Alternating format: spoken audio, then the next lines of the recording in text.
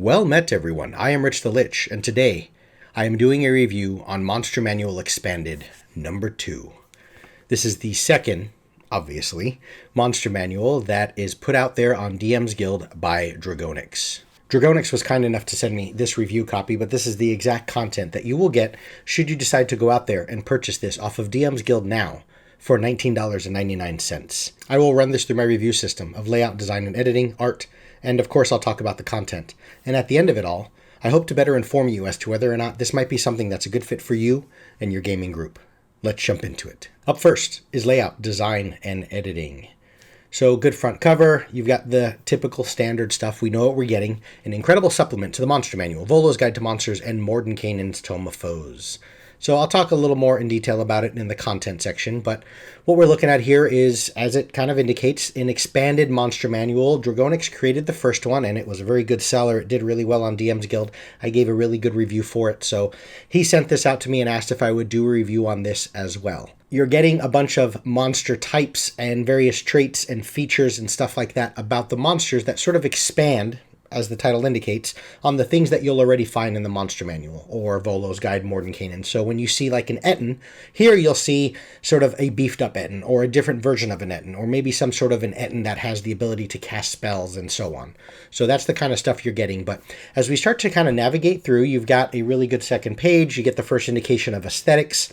We've got a nice kind of parchment background, but it's not obtrusive. It doesn't take away from anything. Everything is nice and readable. The presentation of information in this entire document is really, really well done.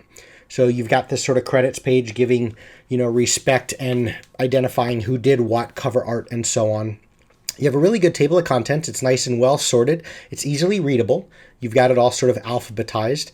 There aren't any page numbers associated with it, and I understand that I may have in my PDF viewer sort of a kind of a navigation chart along the left here.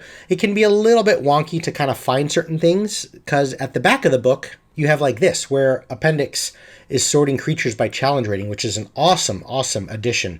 And it's something that I think should be there. I remember reading it. I've seen it in other monster books, but when I was looking through, I think it's the Creature Codex and the Tome of Beasts, those sort of books by Kobold Press, which are sort of 5th edition additional monster books beyond WotC stuff. In the back of those books, you've got creatures sorted by challenge rating, creatures sorted by terrain, things like this.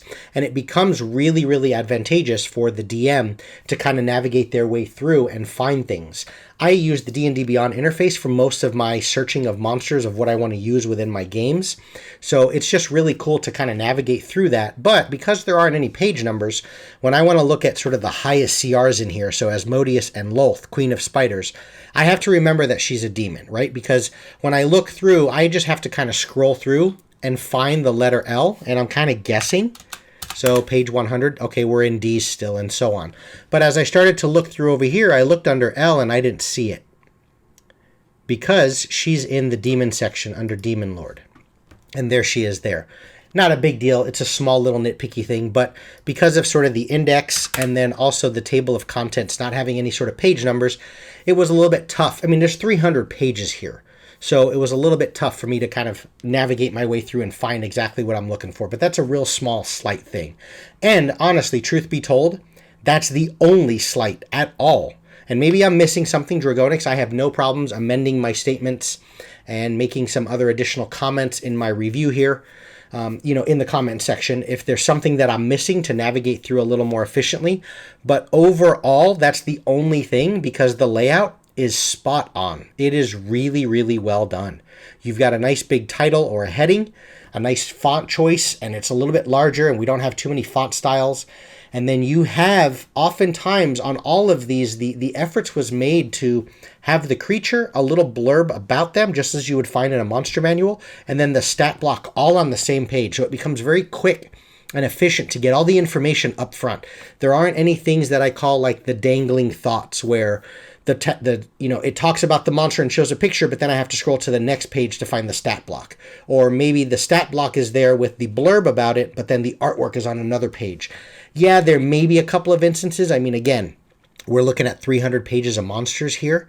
So there may be a couple of moments where things are kind of just, there's not enough room for one page, but for the most part, Aranea.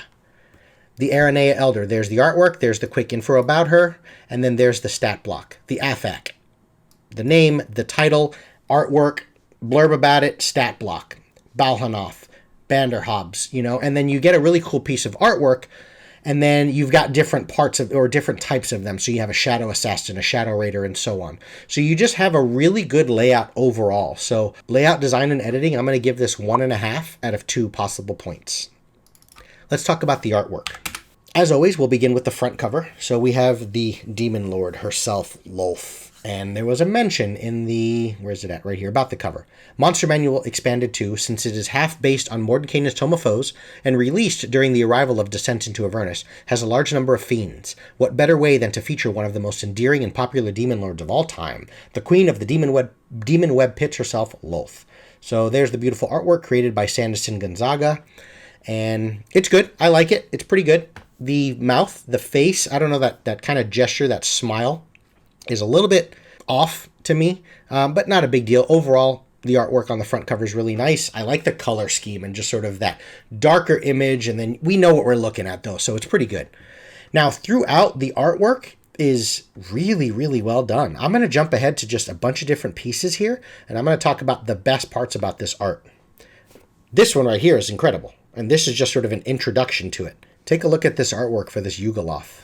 Really, really well done. I mean, rendering-wise, quality, technical skill, it's on point. This artwork is really great for the Ignan Yuan-Ti. I've always loved these things. Vegapygmies. That's a wonderful piece of artwork. I think this is one of the best in the book. It has a lot, it speaks to a lot of character. There's a lot to it. It's a turtle, but the turtle witch doctor, just everything from the club or whatever the hell it's holding, and then you've got that skull kind of hanging from that band. It's a really beautiful piece of artwork. Sorrowsworn. I love this piece of artwork as well. This red cap looks really cool. It screams to me of what that guy is. That guy's nuts. The Measles. Really cool. I like that guy. I mean, that dude looks like an assassin. Beautifully rendered Kenku. I like just the arcane trickster aspect of it that it's talking about here, and he's got that little tome in his hand, but yet you know the Kenku has a little bit of that roguish quality to it. When we take a look at this artwork, and here's a little bit of a small slight. Overall, the art is outstanding in the book. All those really cool pictures I showed you, those are just some examples. Throughout the bulk of this content, most of the artwork is kind of on par with that. I mean, there's a bunch more pieces that I could have spotlighted and highlighted. The art is really, really well done throughout. You have sometimes like this where this is really cool. I like it. And it feels like very, what's the original Hobbit, right? The animated. It feels very cartoonish, of course, and different in style and aesthetic. And then you contrast that, or you, I guess, take a look at something like this where you're looking at very familiar artwork. I've seen this throughout the various official, I don't know what book this is exactly from, what monster book, but this is something that's already out there. So you are getting some rehashed, recycled work. And then you have a little bit in those goblins, like I showed you, where the style and aesthetic is a little bit off, especially in comparison to something like this Athak. I mean, that's just beautifully rendered. Another one that I want to kind of spotlight that's awesome is this monstrous Catoblepus. That thing is incredible. But as I said, you have a little bit of inconsistency in some of it. And then you have one like this, kind of like that cartoonish, where this one looks like a 3D model of it. So it's not quite on par. So there's a little bit of inconsistency in some of the art pieces and some rehash of it, like with those Githyanki. But overall, here's the best thing that I can say. In a 300 plus page new monster book, I talk about this constantly, especially when it comes to the art section. A monster book needs art, and it needs art everywhere. Pictures are worth 1,000 words when you're talking about a monster. I want to know what this thing looks like. And also, as the Dungeon Master, even though I may have some really cool description, I want some image to help kind of spark that creativity and how I want to describe what this monster looks like. But there's always nothing better than just flipping that book around and saying, this is what you guys see. And for that, there is artwork for all of the monsters in here. There may be a page or two where there's nothing there, and you're going to see different variants, right? So you have like a berserker variant of a goblin and then like an assassin variant. So you're going to see the general picture of the goblins, and then you may not see an individual picture of what the assassin one looks like versus the skirmisher versus the range guy versus the scout. But for the most part, art is here for everything. And as I indicated and showed by all those highlighted pieces, the art is really, really well done. There's a lot of pieces that are just gorgeous. They're beautiful. So for that, I am going to give art 2.5 out of 3 possible points. The only better and the only way to gain that extra half point and call this a perfect 3 out of 3 would be if this thing rivaled something like the Creature Codex or the Tome of Beasts, which I think is one of the most beautiful artistically monster books out there. There's not only monsters for every, or pictures for every single monster, each one can hold its own in overall quality. But this thing is really close, so 2.5 out of 3. Let's get into the good bits, the content. You know where I go with this. I'm always talking two big things. Is it something I can immediately rip off and grab and bring to my table right now, or am I sparked? Is there inspiration here that I can run with? In this particular case, I want to just look at it as, is there stuff I can use now, tonight, tomorrow, in my next session? Stuff that's outside of what I can already find through the D&D Beyond interface. When I click on the Monster tab through D&D Beyond interface, especially since I have basically every piece of content, each page has 20 monsters, and there are now, because of all the addition of the new books and whatnot, there are 81 pages. Okay, so just sort of simple math here. 81 pages at 20 monsters each. We're looking at 1,600-ish monsters. So what I want to look for is in this content, especially when I'm spending $20 for it. You know, I mean, I just bought Eberron, an entire campaign setting. You know, something that I know is going to take me through multiple years of gameplay. On Amazon, you can find that for like $9-10 more than what you're getting here. So are you getting your money's worth with this? Everything I'm seeing here is different than the searches I've done in those 1,600 monsters.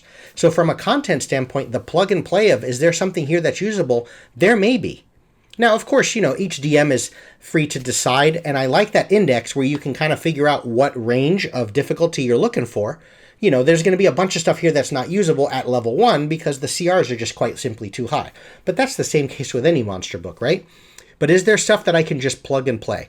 I'm obviously not going to talk about every single monster that's in here. I just want to spotlight a couple of things and tell you with confidence that when you look through this book, you are getting an expanded version of monsters. You're not just getting a blatant rehash. There's something different. Oftentimes with the content, you're getting more than just a change in AC and hit points, and that's it. You know, the CR is lower, but it's the exact same thing. There's a few instances of that, and I'll show you one right now. So, like the Cattle Bleepus, okay? If we look at the original Cattle Bleepus in the D&D Beyond interface, and what I'll do is I'll pull up this little stat card really quick. So, the stat card from D&D Beyond, the monster that's already there, I think it's in Volo's guide. 14 AC, 84 hit points. It's a CR5 monster. He's got this thing called Keen Smell and Stench, and then he has a tail attack, and that's basically it, and then he has a Death Ray, okay? If we look at the calf here, the big difference is you have a CR2. It still has the Keen Smell, still has the Stench, still has the Tail Attack, and still has the Death Ray. So kind of the same thing, but it's just offering us another option, a much lower level option.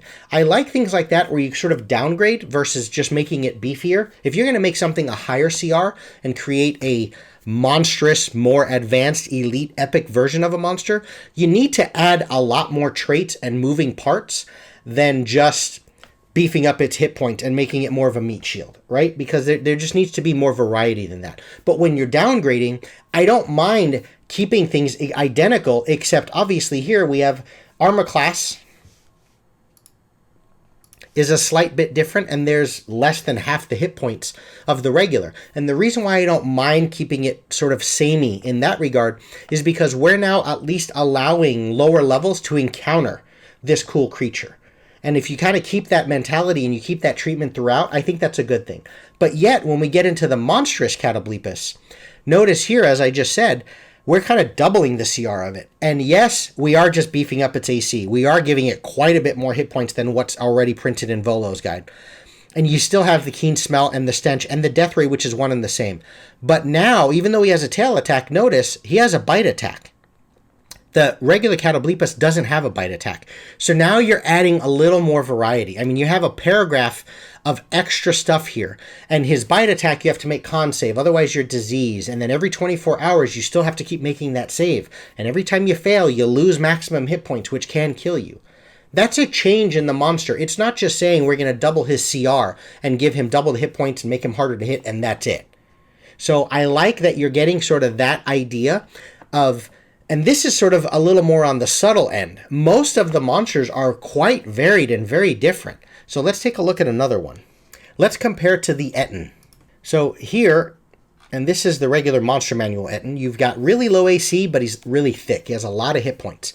There's not much to him. He has 2 heads, which gives him this wakeful thing where one head's always awake, and then he has like advantage on his perception checks and his saving throws against all those different conditions. But otherwise, he has multi-attack, so he makes an attack with his battle axe and his morning star. That's it. The Etten here, we've got 3 versions. We have a Berserker. Well, it's kind of the same. It's a little bit higher CR. The armor class is about the same, really low AC, but a little thicker, more hit points. Very barbarian-esque. Still has the same 2 heads and wakeful. All these attacks, the same, multi-attack in that regard. But notice he has reckless now, which kind of latches onto that barbarian thing where he can give himself advantage, but you have advantage against him. Okay, but then also, as he moves, he can kind of pick and choose 5 enemies within 5 feet and sort of make a whirlwind attack against all of those foes. That's something that's new. Okay, that's something that's adding a bunch in. And then when you get into the Vanguard, I mean, we're looking at even higher CR. Now you're starting to get these different marked abilities and ways of you have to hit the Vanguard, otherwise you're getting disadvantaged to hit anybody else. And then he can make bonus attacks against you if you're hitting someone else besides him. Very aggro, tank, draw in, hit the taunt button type of thing. And then you have a Witch Doctor, which is very different than anything else. If I type in the word Etten in the D&D Beyond interface, the only Etten that pops up is that original one. Here you've got a full spellcaster chart of it with the 2-headed battlecaster trait, which enables him to basically concentrate on multiple spells at once. So you can see just within the Etten, you're getting a lot of variety here. So with like the Catoblepus, and I'm just showing you 2 examples of everything in here, you're getting different. You're getting new content that you can just throw right to your table. Here's another indicator on just the strength of the content that's in here. Oftentimes I have an NPC in my world, and especially when you start getting into named NPCs, and my PCs are going to go against those named NPCs. Yeah, I can go into the monster manual and look at the back of the book at the NPCs and kind of start figuring out, am I going to use a veteran or maybe a champion or some berserker versus just a commoner?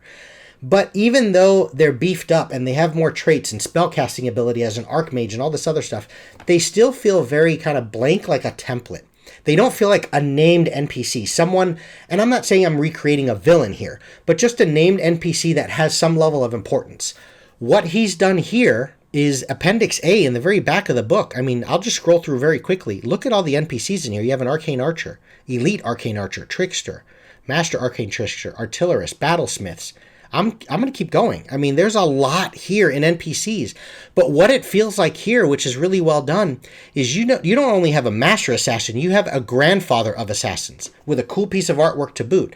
And here it feels like Dragonix has taken these NPCs and he's almost gone through the create a character in D&D Beyond and run this guy through the full, level 18, level 20 rogue, because he's got assassinate and cunning action, elusive, evasion, sneak attacks, stroke of luck, legendary actions that allow him to shift and vanish and whatnot, +2 rapier, +2 light crossbow. He's kind of created these characters for us already. And again, look how many there are here. So I like that it's kind of done that work for me where now I can really pull some high-level NPCs or NPCs that have a lot of moving parts and just are really intriguing to use beyond just what's already out there. So this was a wonderful addition of creating characters that are fully fleshed out in a certain level. So for content here, the amount you're getting for $20, I mean, there's no wonder why it's a hot item on DMsGuild, and I'm extremely appreciative and grateful that Dragonix sent this to me. I have to give this content 5 out of 5. You're looking at a monster book, there's artwork for all of them. You're looking at a monster book, there's enough moving parts and differences from the 1,600 that's already out there. There's things here that I haven't seen in other places. I can't comment too because I haven't run through every one of these as to the level of balance and everything that doesn't work, and are things too overpowered, are the CRs correct, because so much of that is subjective even in an official monster book. If your group is very melee centric, any type of class that has the ability or monster that has the ability to fly and kind of go from range is going to be a problem. So that CR is not really accurate anyway. So it's hard to kind of figure out, and it's beyond the scope of this video for me to talk to is everything balanced. But there isn't anything I read that sounds really out of place and out of sorts. It's not trying to just throw random shit in there for the sake of making it feel different than what we already have. It's stuff that kind of makes sense. And I like that, how you keep coming up with this content beyond the first expanded monster manual. Very well done here. Very well done. So this is my final score. I hope this video helped all of you. Thank you again, Dragonix. I'll put a link in the description where you can find this. That's all I have for you folks. Thanks everyone for watching, and take care.